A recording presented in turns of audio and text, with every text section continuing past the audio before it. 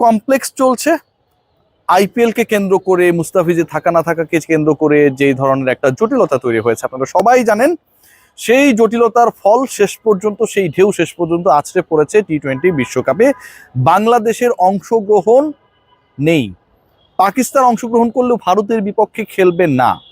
পর স্টেজে গেলে, ফাইনালে গেলে তারা আসলে ইন্ডিয়ার বিপক্ষে ম্যাচেসগুলো খেলবে কি খেলবে না সেই ব্যাপারটা এখনো ক্লিয়ার না। তবে গ্রুপের যেই ম্যাচটা তারা ইন্ডিয়ার এগেনস্টে খেলবে না, সেই এক ম্যাচ না খেলার যে ডিসিশন, তাতেই আইসিসির যে কাঠামো রয়েছে, আইসিসির যে প্রোগ্রাম রয়েছে, আইসিসির যে আর্নিং রয়েছে, প্রত্যেকটাতে বড় ধরনের সুনামির ধাক্কা পড়েছে।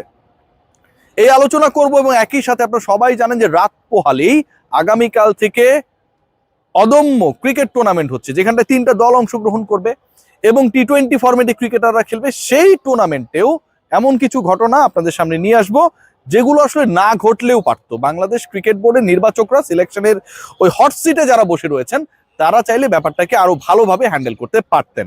একটু জানিয়ে রাখি আপনাদেরকে, গরমের দিন আসছে এবং এটার জন্য কুল এন্টি পার্সপিরেন্ট ডিওডোরেন্ট স্টিক আপনার ঘামকে কন্ট্রোল করবে 24 আওয়ার্স পর্যন্ত। আন্ডার আর্ম শুকনো রাখবে এবং একই সাথে আপনার কাপড় যেন ঠিকঠাক থাকে, ঘামের দাগ না বসে, সেটাও এনশিওর করবে। যা হোক, আইসিসির যে ইস্যুটা আপনাদের সাথে আমি আলোচনা করতে চাই, সেই আলোচনায় এনডিটিভির একটা রিপোর্ট আপনাদের সামনে শুরুতেই আনবো এবং সেই রিপোর্টে বলা হচ্ছে, আমার সামনে যে রিপোর্টটা রয়েছে, যে ইন্ডিয়া পাকিস্তানের যে ম্যাচ, শিডিউলড ম্যাচ, যেটা শ্রীলঙ্কার কলম্বোতে অনুষ্ঠিত হওয়ার কথা ছিল, যেই ম্যাচটা হবে না, কিন্তু ভারতকে ফ্লাই করে কলম্বোতে যাওয়া লাগবে।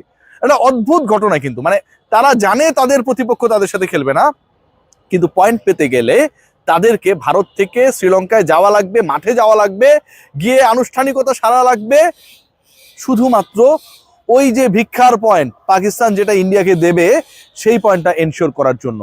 এবং সেটা অর্জন করার জন্য, ওই পয়েন্ট অর্জন করার জন্য ভারত ছেড়ে শ্রীলঙ্কায় গেলেও, কলম্বোয় গেলেও, এন্ড অফ দ্য ডে ভারতের এই অংশগ্রহণ, ভারতের এই প্রেজেন্সের কারণে আইসিসির আসলে কোনো লাভ হচ্ছে না। এনডিটিভি জানাচ্ছে ওই একটা ম্যাচকে ঘিরে টোটাল যে মার্কেট আইসিসির, ব্রডকাস্টারদের থেকে শুরু করে প্রত্যেকটা জায়গায়, সেটার ভ্যালু হচ্ছে 50 crore ইউএসডি, 50 কোটি মার্কিন ডলার, হিউজ। বাংলা টাকায় যদি আমরা কনভার্ট করি, সেটা দাঁড়ায় বাংলাদেশি মুদ্রায় 6120 কোটি টাকা। 6120 কোটি টাকা শুধু একটা ম্যাচ যদি পাকিস্তান ভারতের বিপক্ষে না খেলে, যে ব্যাপারে তাদের সরকার অলরেডি তাদের ডিসিশন মেক করেছে, পিসিবি সেটা জানিয়ে দিয়েছে, পুরো দেশের সমর্থন পাকিস্তানের পক্ষে রয়েছে এবং they are stick on their decision that they are not going to play against India on 15th of this month। বিশ্বকাপের সবচেয়ে বিগ ম্যাচ, সেমিফাইনাল, ফাইনাল, সেগুলো তো ডিফারেন্ট স্টেজ, বাট গ্রুপ পর্বের সবচেয়ে বিগ ম্যাচ, এক্সপেক্টেড ম্যাচ, যেই ম্যাচটা খেলানোর জন্য এবং খেলার জন্য ভারত পাকিস্তানের দেখতে পারে না ঠিকই, কিন্তু একই গ্রুপে রাখার চেষ্টা করে। আইসিসি লভ্যাংশের ওই খোঁজ করার জন্য পাকিস্তান ভারতকে এক গ্রুপে রাখার চেষ্টা করে। সেই ম্যাচ না হওয়ার কারণে 6000+ বাংলাদেশি টাকায়, 6000 কোটি প্লাস বাংলাদেশি টাকা শুধুমাত্র আইসিসি লস হবে। বাংলাদেশের যে ম্যাচ বর্জন, সেটার জন্য প্রায় 300 কোটি প্লাস লস। মানে বাংলাদেশের বর্জন এবং পাকিস্তানের বর্জন, এন্টায়ার টুর্নামেন্ট থেকে বাংলাদেশের না খেলা এবং ভারতের বিপক্ষে পাকিস্তানে না খেলা, এই 1-1-2 করলে টোটাল 6500 কোটি বাংলা টাকা আইসিসি লস। বুঝতে পারছেন কি একটা বাটে রয়েছে? 9 কোটির মুস্তাফিজের রেসটা গিয়ে পড়েছে কোথায়, যেটা কোনো ভলিউমে, কোনো কিছু দিয়ে, কোনো রিপ্লেসমেন্ট, ওখানটা স্কটল্যান্ডকে দিয়ে আপনি রিপ্লেস করে কোনোভাবেই এটাকে জাজমেন্ট করতে পারবেন না। এবং Pakistan is not going to play the match against India in the group stage. পরের ম্যাচেসগুলো যদি হয়, সেগুলোতে যদি না খেলে, মানে নেক্সট রাউন্ডে, সেমিফাইনালসে, ফাইনালসে, তাহলে আইসিসি লসে আপকামিং ওয়ার্ল্ড কাপ করতে হবে। এবার একটু আসি অদম্য টুর্নামেন্ট। এই টুর্নামেন্টটাকে নিয়ে আমার মানে যে আলোচনা, সেই আলোচনাটা যথেষ্ট, মানে আমার কাছে মনে হয়েছে যে এটা অন্যরকম হতে পারতো। প্রথম পয়েন্ট যেটা, দেখুন টিমগুলো বানানো হয়েছে 13 সদস্যের। এই টুর্নামেন্টে যারা খেলবে, যেই ক্রিকেটারদেরকে খেলানো হবে, সেই ক্রিকেটারদেরকে তো আপনি খেলায় রাখতে চান, বাংলাদেশের ক্রিকেটারদেরকে সুযোগ করে দিতে চান। বিপিএল এ অনেক ক্ষেত্রে অনেকেই সুযোগ পায় না, রাইট?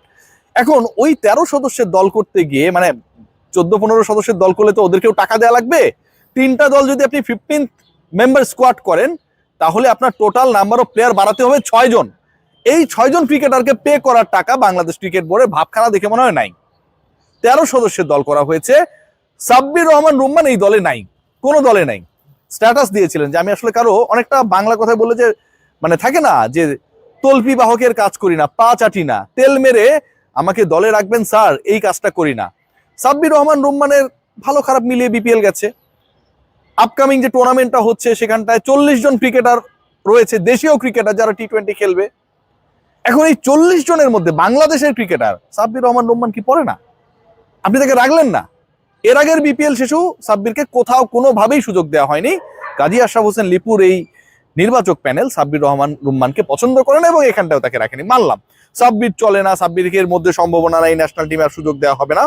হাসান মুরাদ, আপনারা সবাই জানেন যে বিপিএল এর ফাইনালের নায়ক, 3 উইকেট পেয়েছিলেন, কিন্তু অসাধারণ বল করেছিলেন। হাসান মুরাদ প্র্যাকটিস করেন, কিন্তু ওই 39 জনের যে ক্রিকেটারের লিস্ট, 3টা দলে 13 প্লাস করলে যে 39টা হয়, হাসান মুরাদ সেখানটার মধ্যে নেই। এবং এটাও কিন্তু যথেষ্ট পীড়াদায়ক। মানে একজন ক্রিকেটার ভালো করেছে, ফাইনালের মতো স্টেজে ভালো করেছে, সেই ক্রিকেটারকে আপনি আপনার দলে রাখছেন না। ফাইনালে 3 উইকেট পাওয়া ক্রিকেটার বাংলাদেশের যে 39 জন ক্রিকেটার মাঠে নামবে খেলার জন্য, সেই 39 জনের মধ্যে পড়ে না। এটা আপনি যাই বলেন না কেন ভাই, অযৌক্তিক। খেয়াল করে দেখবেন, বিগ ব্যাশ কাঁপিয়ে এসেছে রিশাদ হোসেন, লেগ স্পিন করেছে, লাহোর সম্ভবত রিশাদকে রিলিজ করে দিয়েছে, এরকম একটা নিউজে আমাদের মন খারাপ। তাতে কোনো কিছু আসে যায় না। বিগ ব্যাশের রিশাদের যে অর্জন, রিশাদের বাংলাদেশের হয়ে যে খেলা, গত বছর অসাধারণ খেলেছেন, সবকিছু মিলে আমরা অনেক গর্বিত। কিন্তু এই রিশাদ যখন লেগ স্পিন করবে আপকামিং টুর্নামেন্টে, আমার আর কোনো লেগ স্পিনারকে আমি সুযোগ দিতে পারতাম না। 39 জন ক্রিকেটার, আবারও I have to mention all the numbers, 39 জন ক্রিকেটার, কিন্তু সেই 39 জন ক্রিকেটারের মধ্যে একমাত্র রিশাদ ছাড়া আমরা কোন লেগ স্পিনারকে দেখলাম না। মার খাক, খারাপ বল করুক, উইকেটে ভালোভাবে পিচ করতে না পারুক, এক্সপেন্সিভ হোক, এটা তো বিসিবি টুর্নামেন্ট। ওয়াসি সিদ্দিকীদের এখানটায় যদি সুযোগ দেয়া হতো তাহলে কি খুব বেশি লস হয়ে যেত? সেই জিনিসটা করা হয় নাই। এবং কেন করা হয় নাই, আই হ্যাভ নো আইডিয়া। খেয়াল করে দেখবেন, আমরা যদি খেয়াল করে দেখি, মাহফুজুর রহমান রাব্বি, তিনি কিন্তু অসাধারণ বল করেছিলেন এনসিএল টি-20-তে। মাহফুজুর রহমান রাব্বি এই ক্রিকেটার যিনি আরেকটা ঘরোয়া টি-20 টুর্নামেন্ট, যেটা বিপিএল এর বাইরে, যেটা হতে যাচ্ছে সেটা বিপিএল এর বাইরে, এবং যেটা হয়েছিল সেটাও বিপিএল এর বাইরে, রাব্বিকেও ওই 13 সদস্যের দলে যে প্রাথমিক স্কোয়াডটা আমরা পেয়েছি সেখানটা কোথাও রাখা হয় নাই। সো ওভারঅল যদি আমি বলি যে বাংলাদেশের যেই ক্রিকেটারদেরকে নিয়ে আপনি স্বপ্ন দেখবেন, সম্ভাবনা দেখবেন, সাব্বিরের কথা আমি বাদ দিয়ে দিলাম। ধরেন সাব্বির চলে না, অনেকের মধ্যে সাব্বির চলে না, আমার মধ্যে চলে, আপনাদের মধ্যে চলে না, আমি মেনে নিলাম। কিন্তু ওয়াসি সিদ্দিকীর কথা বলতে পারি, হাসান মুরাদের কথা বলতে পারি, রাব্বিদের কথা বলতে পারি, এরা কি ওই 39 জনের মধ্যে আসার মতো না? 39 জনের মধ্যে তাদেরকে রাখলে কি হতো? আচ্ছা 39 বাদ দেন, আপনি আরো 6 জন ক্রিকেটার অ্যাড করেন, 15 সদস্যের দল করেন, 45 জন ক্রিকেটারের 3টা দল করেন, সেখানটায় যদি তাদেরকে অ্যাড করা হতো কি এমন ক্ষতি হতো আমরা জানি না। আমরা বিশ্বকাপ খেলতে যাচ্ছি না, আমরা বিশ্বকাপে ক্রিকেটাররা খেলতে না পারার কারণে ক্ষতি পোষানোর চেষ্টা করছি, কিন্তু আমাদের পাইপলাইন নিয়ে, আমাদের সম্ভাবনা নিয়ে আমরা কখনোই সেরকম ভাবে সিরিয়াসলি কাজ করছি না। খুবই দুঃখজনক। সবাই ভালো থাকবেন, টেক কেয়ার। আইসিসির জন্য শুভকামনা ফর দেয়ার আপকামিং লসেস। টালমাটাল ক্রিকেট বিশ্ব, ভারতীয় ক্রিকেট বোর্ড, আইসিসি, ব্রডকাস্টাররা যারা আপকামিং টি-20 ওয়ার্ল্ড কাপকে কেন্দ্র করে কিছুটা স্বস্তির নিঃশ্বাস ফেলেছিল যে বাংলাদেশ খেলবে না ভারতের মাটিতে গিয়ে, সেখানটা একটা রিপ্লেসমেন্ট এসেছে এবং সেই রিপ্লেসমেন্ট স্কটল্যান্ড। সো কিছুটা হলেও বাংলাদেশি দর্শকরা খেলা বিমুখ হলেও, বাংলাদেশের ম্যাচেসগুলো থেকে রেভিনিউ কমে এলেও রিকভারি কিছুটা হলেও হবে। কিন্তু যেই রিকভারি কোনোভাবেই হবে না, কোনো দলকে দিয়েই হবে না, কোনো যুক্তি তর্ক বিনিয়োগে, এটা আসলে ব্রডকাস্টারদের ক্ষতি, আইসিসির রেপুটেশন, টিম ইন্ডিয়ার, মানে থাকে না যে যদি ওই ভারত পাকিস্তানের যুদ্ধ না থাকতো তাহলে হচ্ছে বলিউডের মুভি হইতো না, এরকম একটা আলোচনা রয়েছে। সো ওয়ার্ল্ড কাপে কিংবা এশিয়া কাপে এরকম যে মেগা ইভেন্ট গুলো হয় মহাদেশীয় বা বৈশ্বিক, সেখানটায় ভারত পাকিস্তানের ম্যাচ যদি না থাকে, ব্রডকাস্টারদের ওই মুনাফাটা কোনোভাবেই কাভার আপ হয় না। সেই ঘটনাই ঘটতে যাচ্ছে।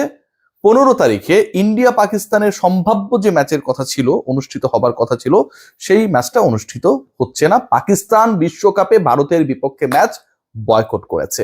একটু আপনাদেরকে জানিয়ে দিতে চাই, কুল অ্যান্টিপারস্পিরেন্ট ডিওডোরেন্ট স্টিক আপনার ঘামকে কন্ট্রোল করবে 24 আওয়ার্স পর্যন্ত, আন্ডার আর্ম ঘাম মুক্ত রাখবে এবং কাপড়ে কোনো দাগ হতে দেবে না। যদিও বিশ্বকাপের গায়ে মোটামুটি দাগটা পড়েই গেছে, পাকিস্তানের এই ভারতের বিপক্ষে ম্যাচ বয়কটের মাধ্যমে আরো কয়েকটা ঘটনা দারুণভাবে সামনে এসেছে। প্রথম কথা যেটা, ব্রডকাস্টারদের ক্ষতি।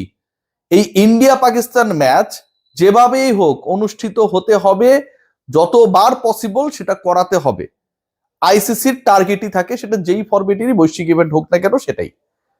একই গ্রুপে রাখা হয়েছে দুই দলকে, তাদের গ্রুপ মেট হিসেবে যারা রয়েছে প্রত্যেকটাই চাম্পু চাম্পু দল, মানে কোনোভাবে ইন্ডিয়া পাকিস্তান যেন মিস না হয় to go through the next round.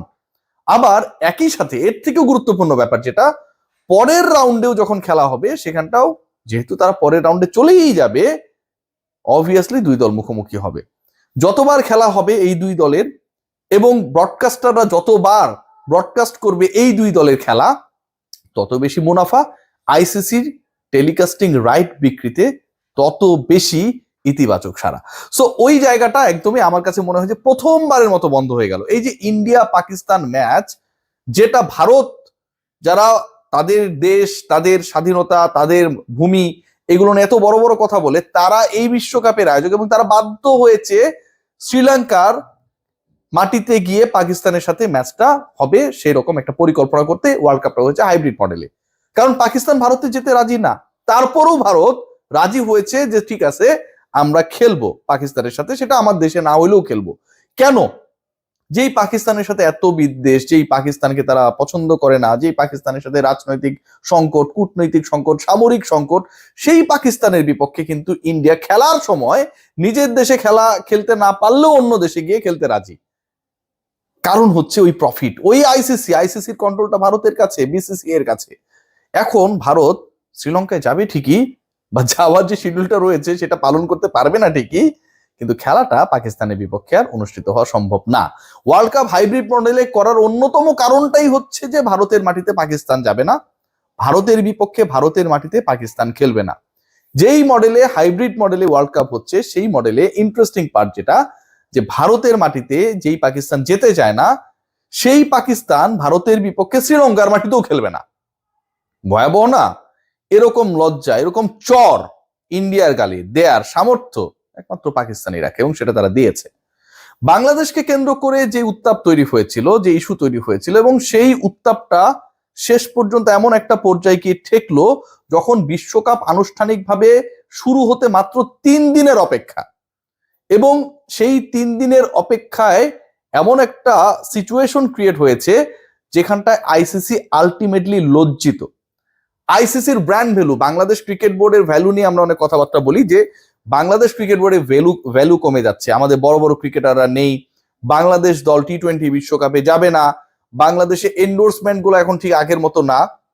খেয়াল করে দেখুন, ভারত পাকিস্তান ম্যাচ যখন হবে না, এবং যখন একটা দল, একটা দেশ এটা মেনে নিচ্ছে, ঘোষণা করছে যে আমরা ইন্ডিয়ার এগেনস্টে ওয়ার্ল্ড কাপে খেলবো না, ঠিক তখন আইসিসির ভ্যালুটাও কমে যায়। কারণ আইসিসির ভ্যালুর সবচেয়ে বড় যে জায়গাটা, যেটা ভ্যালু অ্যাড করে, সেটা হচ্ছে দর্শক, এবং সেই দর্শকদের আকর্ষণটাই হচ্ছে ইন্ডিয়া পাকিস্তান ম্যাচ কেন্দ্রিক।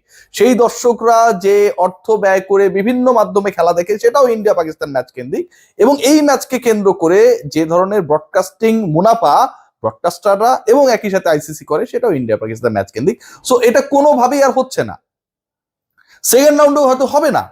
এখন যখন এটা হবে না, তখন এই বিশ্বকাপ থেকে আইসিসির ক্ষতি অপরিসীম। পাকিস্তানকে ডেফিনেটলি আইসিসি জরিমানা করবে, শাস্তি দিবে, অনেক কিছুই করার চেষ্টা করবে। এবং ইন্টারেস্টিংলি বাংলাদেশের উপর আইসিসির যে ক্ষিপ্ত অবস্থা, সেটা একটু হলেও নতুন ভাবে ডাইভার্টেড হয়ে গেল ফ্রম নাও। কারণ তাদের সবচেয়ে বড় চটটা, প্রথমত বাংলাদেশ খেলছে না, বাংলাদেশের একটা বিশাল ভিউয়ারশিপ রয়েছে, আপনাকে ভাই এটা অ্যাকসেপ্ট করতে হবে। বাংলাদেশের যে ভিউয়ারশিপ রয়েছে, ধরেন ইন্ডিয়ায় প্রচুর ভিউয়ারশিপ রয়েছে, 100 কোটি প্লাস, বাংলাদেশের কি 15 কোটি আপনার কাছে খুব ছোট মনে হয়? পাকিস্তানে 25 কোটি 30 কোটিকে কি খুব ছোট মনে হয়? এই যে 45 ক্রোর, অ্যারাউন্ড 50 ক্রোর, যদি বিদেশের যারা দর্শক রয়েছে এই দুই দেশের, তারা যখন ভারত পাকিস্তান ম্যাচ দেখবে না, কিংবা বাংলাদেশে খেলাগুলো হবে সেগুলো দেখবে না, তখন কিন্তু এটা অন্য একটা সিচুয়েশন ক্রিয়েট করে, যেটা আইসিসি কে বিশাল অঙ্কের আর্থিক ক্ষতির সম্মুখীন করবে, কোনো ডাউট নেই। বাংলাদেশের লাভটা কি হলো? বাংলাদেশের লাভ লসের হিসাবটা করতে গেলে মন খারাপ হয়। বাংলাদেশ বিশ্বকাপ খেলার যোগ্যতা অর্জন করেই তো বিশ্বকাপে গিয়েছিল, সেই বাংলাদেশ বিশ্বকাপ খেলতে পারলো না। সেই বাংলাদেশের মানুষ হয়তো এখন হ্যাপি হচ্ছে যে ঠিক আছে আমরা খেলতে পারছি না, ভারতের বিপক্ষে পাকিস্তান ম্যাচ বয়কট করলো।